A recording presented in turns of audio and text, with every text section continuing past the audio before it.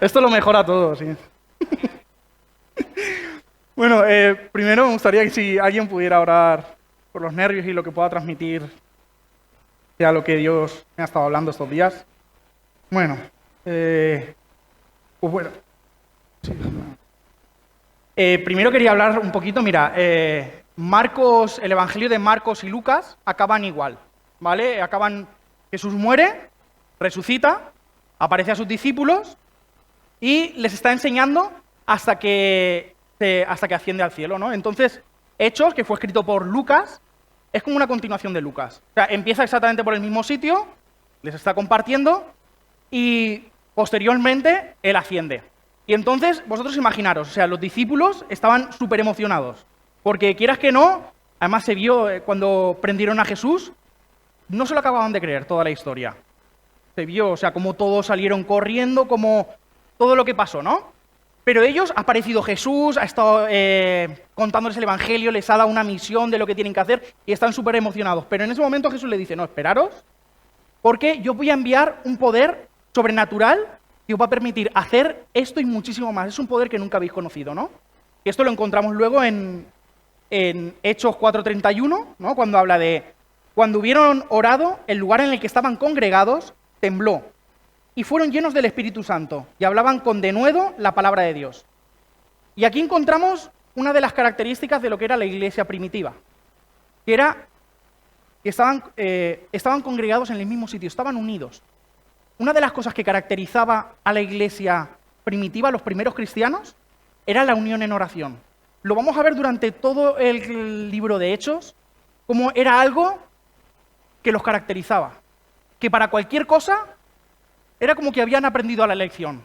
Se unían y oraban, sabían que el verdadero poder venía de arriba y no tenían que estar preocupados. Nos encontramos en Hechos 1:14, justo después de que Jesús ascendiera, dice, todos estos perseveraban unánimes en oración y ruego con las mujeres y con María, la madre de Jesús, y con sus hermanos. Ya Jesús, en Getsemaní, había cogido a Pedro y a Juan y les había pedido que estuvieran orando. Mientras él oraba aparte, que estuvieran orando, porque sabía lo que venía. Jesús ya les estaba preparando para ello.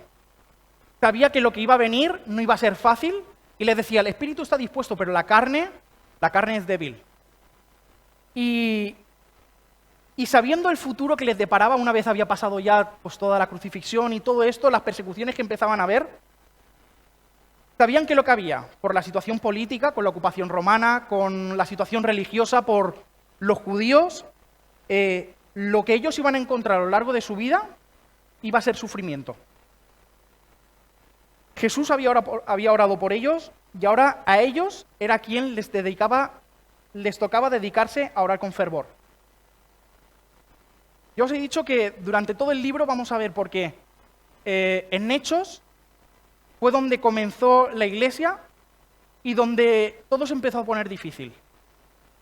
Empezaron las persecuciones, empezaron las muertes, se organizaban para ir a por ellos con el fin de exterminarlos. O sea, era la idea, una vez eso había explotado, había que cortarlo como fuera. Y por ejemplo, si nos vamos a Hechos 12:5, nos encontramos ya que en el mismo libro que así que Pedro estaba custodiado en la cárcel, pero la iglesia hacía sin cesar oración a Dios por él. Nos encontramos a Pedro en la cárcel, pero la iglesia, ¿qué estaba haciendo? Estaba orando sin cesar. Estaban unidos, estaban juntos en un mismo sitio orando.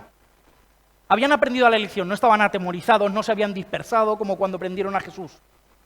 Cristo les había dado instrucciones, les había dado una misión y ahora les tocaba a ellos cumplir hasta el final, hasta donde Dios los llevara. Si seguimos un poco más adelante, en Hechos 16:25, pero a medianoche, orando Pablo y Silas, cantaban himnos a Dios y los presos los oían. Hemos dicho que los romanos se proponían desanimar a los que empezaban a predicar el Evangelio. Pero ellos, en lugar de estar afligidos, porque pensar un momento, o sea, los habían cogido, los habían azotado, en esa época los azotes no les pegaban 2 guantazos.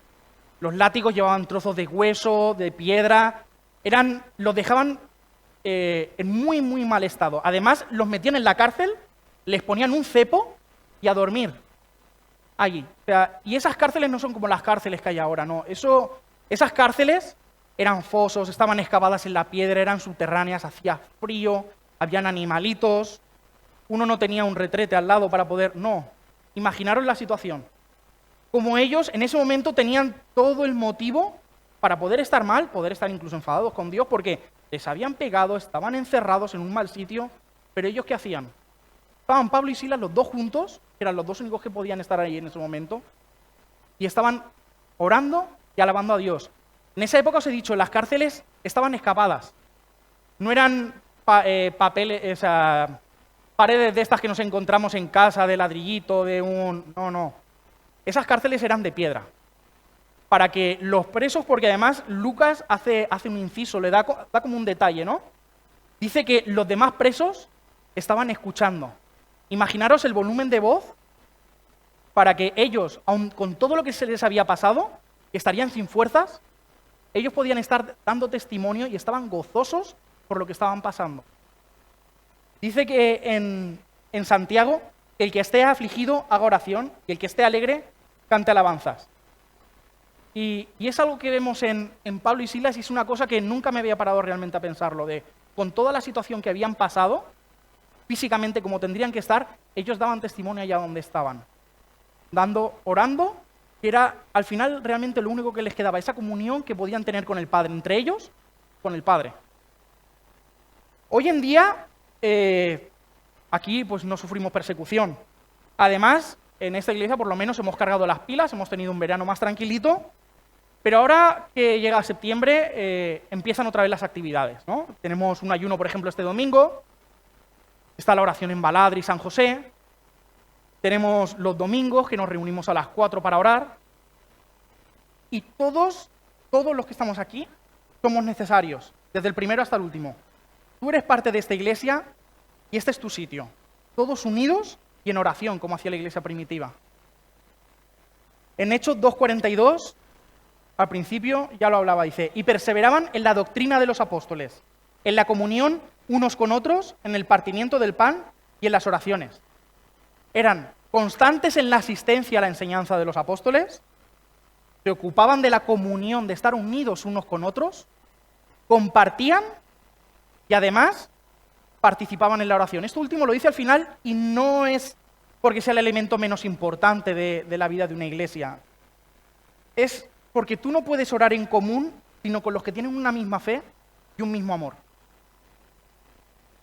Si como iglesia queremos poder ganar la batalla al mundo, Cristo tiene que ser la cabeza, pero tiene que ser la cabeza de una iglesia que esté unida y en oración.